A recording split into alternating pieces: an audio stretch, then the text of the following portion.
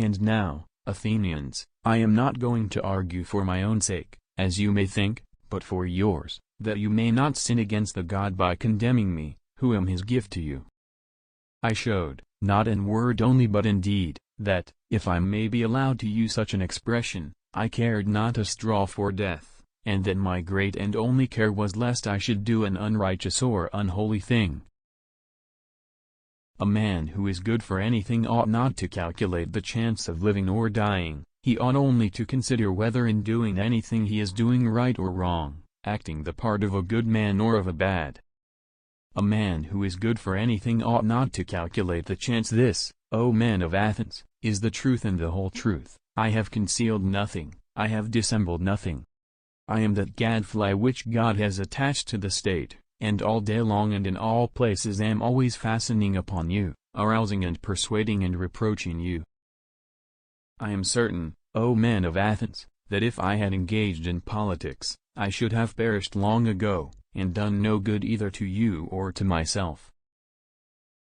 God only is wise, and by his answer he intends to show that the wisdom of men is worth little or nothing. He is not speaking of Socrates, he is only using my name by way of illustration, as if he said, he, O men, is the wisest, who, like Socrates, knows that his wisdom is in truth worth nothing. For the fear of death is indeed the pretense of wisdom, and not real wisdom, being a pretense of knowing the unknown, and no one knows whether death, which men in their fear apprehend to be the greatest evil, may not be the greatest good. When I began to talk with him, I could not help thinking that he was not really wise, although he was thought wise by many, and still wiser by himself.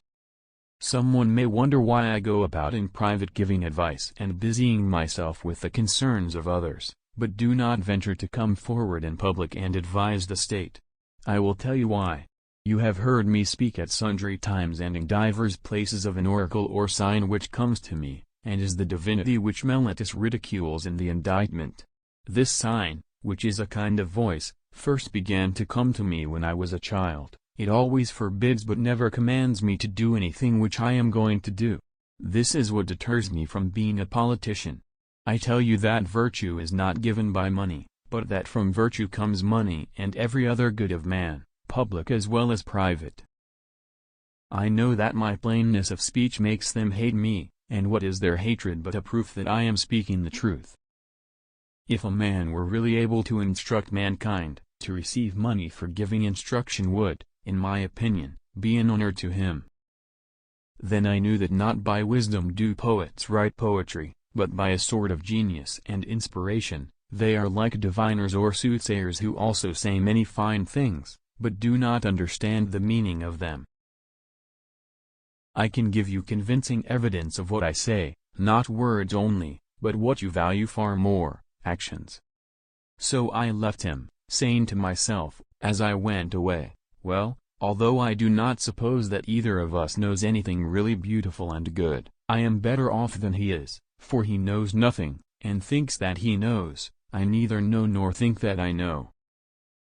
But, whether true or false, my opinion is that in the world of knowledge the idea of good appears last of all, and is seen only with an effort, and, when seen, is also inferred to be the universal author of all things beautiful and right, parent of light and of the Lord of light in this visible world, and the immediate source of reason and truth in the intellectual, and that this is the power upon which he who would act rationally either in public or private life must have his eye fixed. You have shown me a strange image, and they are strange prisoners.